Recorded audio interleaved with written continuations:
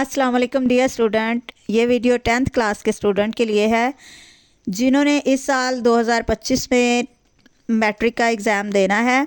तो ऐसे तमाम स्टूडेंट से मैं कहूँगी कि वो अपनी तैयारियों को मज़ीद तेज़ कर दें क्योंकि आपकी डेट शीट आ चुकी है और ये एक टेंटेटिव डेट शीट है जो पंजाब के तमाम बोर्ड्स पर अप्लाई होगी। यानी ये एक जनरल डेट शीट बनाई जाती है जो पंजाब के तमाम बोर्ड्स को भेजी जाती है और पंजाब के तमाम बोर्ड्स फिर इन्हीं डेट्स के मुताबिक और इसी डेट शीट के मुताबिक जो है ना वो अपनी अपनी डेट शीट तैयार करते हैं, लेकिन उसमें बहुत मामूली सी चेंजेस होती हैं।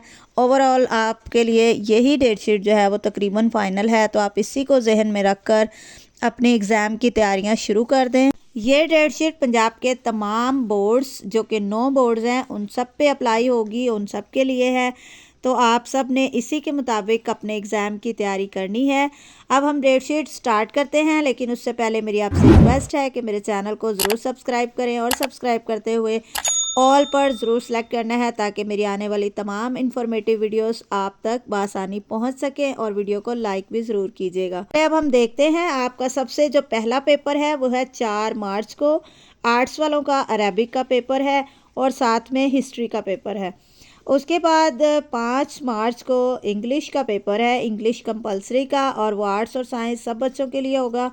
उसके बाद 6 मार्च जुमेरात के दिन इकोनॉमिक्स का पेपर है और साथ सेकंड टाइम में हेल्थ एंड फिज़िकल एजुकेशन का भी पेपर होगा।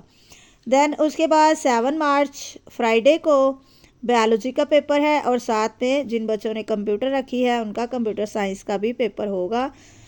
उसके बाद 10 मार्च मंडे को आपका फ़िज़िक्स का पेपर है और साथ में एडवांस इस्लामिक स्टडीज़ का भी पेपर है और सेकंड टाइम में भी यही पेपर होंगे। तो आपने देख लेना है कि अब आपको हर पेपर में कितनी कितनी छुट्टियां हो रही हैं, तो उस हिसाब से आपने अपनी तैयारी करनी है। उसके बाद 11 मार्च को तर्जुमा कुरान का पेपर है। उसके बाद 12 मार्च बुध के दिन आपका इस्लामियात कंपलसरी का पेपर है और 13 मार्च जुमेरात को आर्ट्स वाले बच्चों का पर्शियन का पेपर है और साथ सेकंड टाइम उनका सिविक्स का पेपर होगा।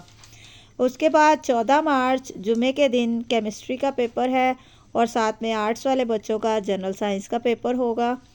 17 मार्च मंडे को जनरल मैथमेटिक्स आर्ट्स वालों का यानी मैथ का पेपर और साइंस वालों का भी मैथ का पेपर होगा। 18 मार्च ट्यूसडे को आपका एजुकेशन का पेपर है, जो न्यू बुक्स आई हुई हैं उनका एजुकेशन का पेपर है। और उसके बाद 19 मार्च को उर्दू कंपलसरी यानी उर्दू लाजमी का पेपर होगा। उसके बाद 20 मार्च को एलिमेंट्स ऑफ होम इकोनॉमिक्स का पेपर है और सेकंड टाइम भी यही पेपर है होम इकोनॉमिक्स का।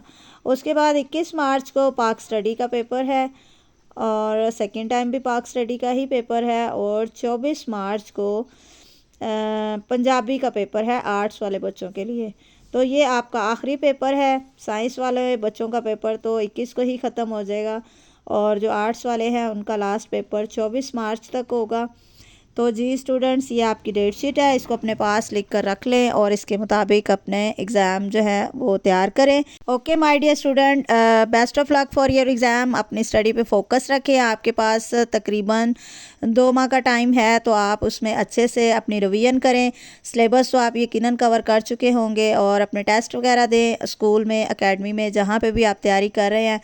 तो best of luck for your paper. Channel को सब्सक्राइब और वीडियो को लाइक ज़रूर कीजिएगा। मिलते हैं नेक्स्ट वीडियो में, तब तक के लिए अल्लाह हाफिज़।